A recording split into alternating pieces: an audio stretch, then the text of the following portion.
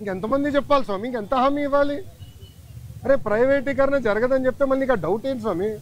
ఒక్క నిమిషం, మీరు ఏ మీడియా స్వామి? ఒక్క నిమిషం, మీరు కొంచెం చదవాలి స్వామి. ప్రైవేటీకరణ జరగదని చెప్పిన తర్వాత ఇంకేం డౌట్ స్వామి? నేను స్ట్రైట్ క్వశ్చన్ మిమ్మల్ని అడుగుతున్నా. ప్రైవేటీకరణ జరగదని నేను హామీ ఇచ్చా, నిధులు తీసుకొచ్చాం, క్యాపిటేషన్ చేసాం, ఇంకేం హామీ ఇవ్వాలి నీకు? బాండ్ పేపర్ రాసి వాళ్ళ? ఒక నిమిషం, బాండ్ పేపర్ రాసి వాళ్ళ నీకు? అరే అందరు జగన్ లాగా ఉండరు, గుర్తుపెట్టుకో. ఏం స్వామి మీరు కూడా అటు మాడితే? అది కాదు, అడిగేదాన్ని కూడా ఒక అర్థం ఉండాలి. సార్ ఒక్క నిమిషం, మీడియా మిత్రులు కూడా మీరు ఆలోచించండి. ఈ ప్రశ్నకి ఏమైనా అర్థం ఉందా? ఇప్పుడు నేను ప్రైవేటీకరణ జరగనీయనని నేను హామీ ఇచ్చా. 7 నెలల్లో ఎంపీ గారు పోరాటం వల్ల, ఎమ్మెల్యేల పోరాటం వల్ల 1600 కోట్ల రూపాయలు తీసుకొచ్చాం. భారతదేశం వ్యాప్తంగా అన్ని ఉక్కు ఫ్యాక్టరీలు ప్రైవేటీకరణ జరిగే సమయంలో విశాఖ ఉక్కుకే, కేవలం విశాఖ ఉక్కుకే 11,000 కోట్ల రూపాయలు ఎక్విటీ రూపంలో, నాట్ డెట్, ఎక్విటీ రూపంలో కేంద్ర ప్రభుత్వం తీసుకొస్తుంది. రాష్ట్ర ప్రభుత్వం కూడా సుమారుగా 2,000 పైచిలక కోట్ల రూపాయలు ఎక్విటీ రూపంలో తీసుకొస్తుంది. మళ్ళీ ప్రైవేటీకరణ అడుగుతాడు. నాకే అర్థం అవుతుంది, నీకు ఎట్ట సమాధానం చెప్పాలి రప్ప? మీరే చెప్పండి, నాకు అర్థం. ఒక నిమిషం, నేను చాలా స్పష్టంగా దీని గురించి చెప్పదలుచుకున్నాను. పిల్లలకి ఎలాంటి ఇబ్బంది లేదు ఈరోజు, ఎందుకంటే డైరెక్ట్ యజమాని అకౌంట్లో మేము వేస్తామని హామీ ఇచ్చాం. రైట్, ఆల్రెడీ ఫైనాన్స్ కూడా కేటాయించాం. ఓన్లీ ఇష్యూ ఏంటంటే కేంద్రం నుంచి దళితులకి కేంద్రం నుంచి డబ్బులు వస్తామా, అది లింకింగ్ ప్రాసెస్లో అయిపోతుంది, త్వరలో రిలీజ్ అవుతుంది. సో డైరెక్ట్ అకౌంట్లో వేస్తాం. ఎవరు పిల్లల అకౌంట్, తల్లిదండ్రులకి ఎలాంటి ఇబ్బంది లేదు, వాళ్ళని పిల్లలు చదివించుకోవచ్చు, యజమాని అకౌంట్లో వేస్తాం.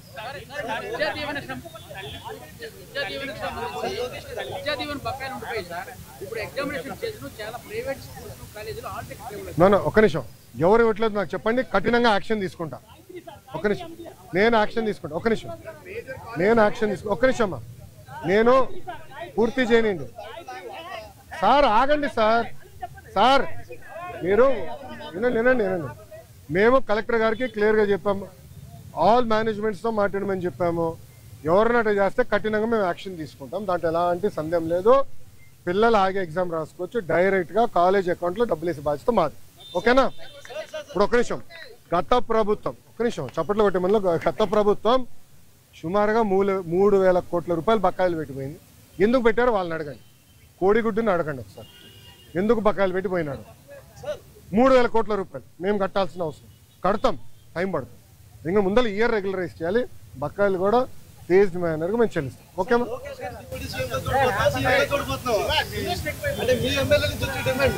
తెలుగుదేశం పార్టీ కార్యకర్తగా చూస్తున్నాను అంతే, నాకు అవసరం లేదు అనా. ఒక్క నిమిషం, చంద్రబాబు నాయుడు గారు నాకు ఏ బాధ్యత ఇచ్చినా అహర్నిశలు నేను కష్టపడతా, పని చేస్తా, పార్టీని బలోపేతం చేస్తా, అంతేగాని పార్టీకి చెడ్డ పేరు మటుకు నేను తీసుకురాను. మీరు చూశారు, పాదయాత్రకి వెళ్ళా, నా వల్ల పార్టీకి ఏనాడు ఒక ఇబ్బంది కలగదు. నేను ఒక క్రమశిక్షణతో పార్టీ నాకు ఇచ్చిన ప్రతి బాధ్యత నేను నెరవేరుస్తాను, కట్టుబడి ఉన్నా. కొత్త కమిటీల్లో నేను కూడా ఒక చర్చ చేస్తున్నా, రేపు పాలిట్ బ్యూరోలో డిస్కస్ చేస్తున్నా. ఒక వ్యక్తి ఒక పదవిలో 3 టర్ముల కన్నా ఎక్కువ ఉండకూడదు నేను వ్యక్తిగతంగా నమ్ముతాను. అది నా వ్యక్తిగత అభిప్రాయం, పార్టీ అభిప్రాయం కాదు, నాయకుల అభిప్రాయం కాదు, నా అభిప్రాయం, లోకేష్గా నా అభిప్రాయం. నేను కూడా ఈసారి నేషనల్ జనరల్ సెక్రటరీగా ఉండకూడదని నేను భావిస్తాను. ఎందుకంటే 3 టర్ములు నేను అక్కడనే ఉంటున్నాను, వేరే వాళ్ళు కూడా అవకాశం రావాలి.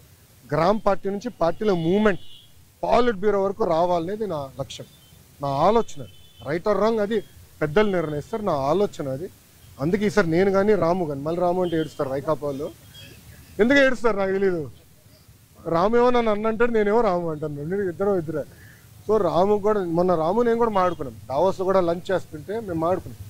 సో రాము కూడా ఏదన్నా నేను కూడా వేరే దానికి వెళ్దాం, వేరే వాళ్ళకి అవకాశం ఇద్దాం, పార్టీలో మూవ్మెంట్ రావాలని మేము అనుకుంటాం. ఓకే ఓకేమా, థ్యాంక్ యూ. ఏంటన్నా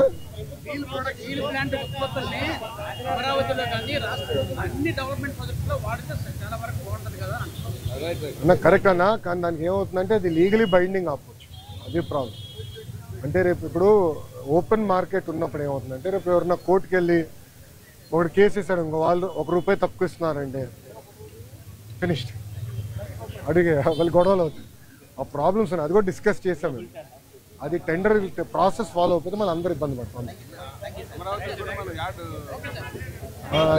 ఓకేనా, హ్యాపీనా? All question answer. సాక్షి రాలా, నెక్స్ట్ టైం పట్టుకురండి, నెక్స్ట్ టైం పట్టుకురండి సాక్షిని. నేను ఇక్కడనే ఉన్నా కదా. ఏం మరో సాక్షి TV9 రాలా?